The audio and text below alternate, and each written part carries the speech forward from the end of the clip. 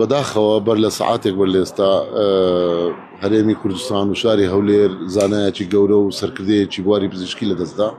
کەمە بۆشایەکی گەورەی دروست کرد بەڕاستی ڕەحمەتی دکتۆر دەشتی خاوەنی مێژوویەکی گەورەی بواری پزیشکیە 56 ساڵە پزیشکە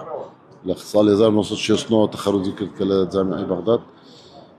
ئێمە نزیک بەر لە تقریبان کاتژمێرێک بەر لە ئێستا جیانی دەستدا بەر لە 3 ڕۆژ سەردانی بەڕێزیانم کرد باری دەستی ناجێگیر بوو ئەو ماوەیە لەسەر هێڵبووی لەگەڵی و هەموو چەند جارێک سەردانم کرد مامۆستای زانکۆ و پرۆفیسۆر بوو زانایەک بوو کە لە هەرێمی کوردستان سوڕەتێکی گەورە بوو بۆ پێگەیاندنی چەندینەوەی پزیشکان و پسپۆڕان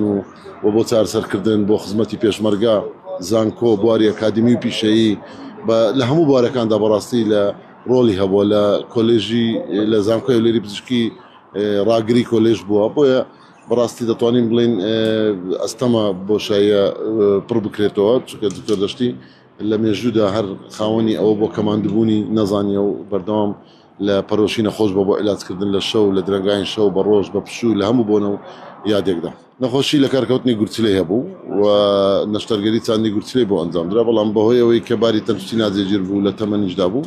بەداخەوە جیای نەدەدا